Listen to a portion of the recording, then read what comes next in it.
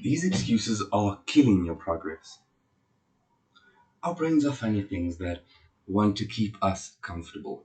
To do this, our brains come up with ways to rationalize why we should not do what we know we need to do to get the results that we want. We know how to get fitter, get smarter, get richer, and happier. Most of it is not a mystery.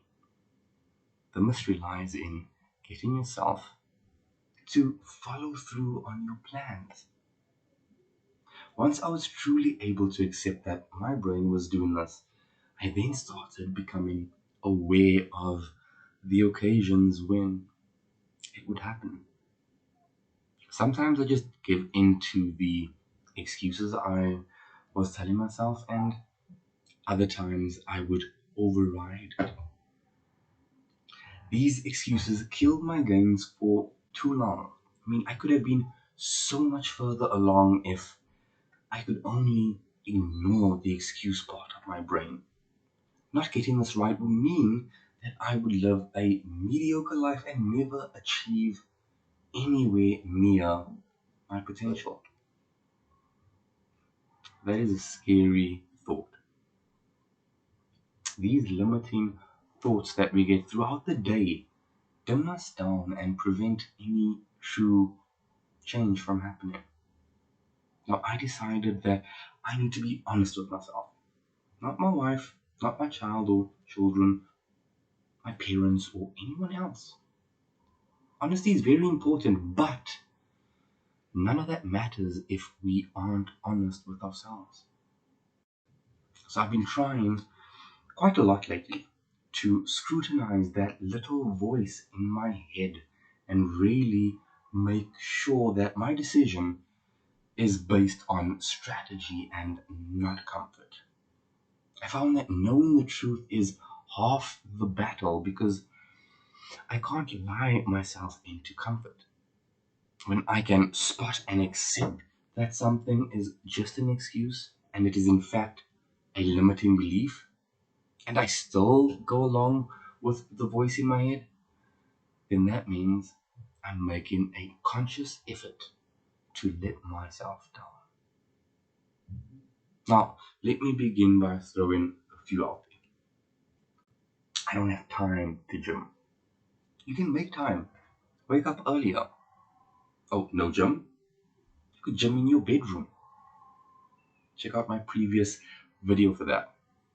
Now, my best advice on this one is to try and working out at different times of the day and then just see which is easier to be consistent with for you. Then, creating a schedule is the best way to then stay consistent.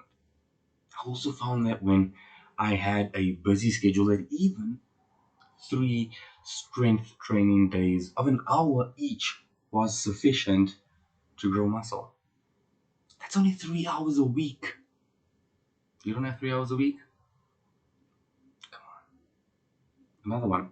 I don't have the money. Now, this one can seem very limiting, and while money can buy you more options, money is not your limiting factor. If that were true, then everyone both good would have money, and that is definitely not true. I know eating and working out on a student budget had me eating the same stuff over and over, but I still just pushed it in. Now, depending on where you live, look for cheap protein sources and buy in bulk. Find wholesale stores and just buy smarter. This sometimes can even work out cheaper than most people's regular eating, if done correctly, of course. But I mean, even if it costs more, it's still worth the money that you'll save on medical bills and just health issues down the road. Okay, now this one is one that I still sometimes catch my brain trying to trick me with. I wake up at my usual waking time, but I feel like I can just stay where I am. Why not sleep in and skip the gym today? Your body needs the rest. Skip your morning routine or skip legs. Your legs are still sore and rest will serve you better. Now, while rest is needed, I've come to learn that hitting the snooze button does not make me feel better later on in the day. I'm definitely not underplaying the importance of good sleep and rest, but learning to spot the excuses is half the battle won. If you want more tips and shared experiences to help make your journey a little bit easier, then consider giving this video a like and hit that subscribe button. While you're there, tap the notification bell for notifications so that you don't miss a video, because I post daily. I'll see you tomorrow.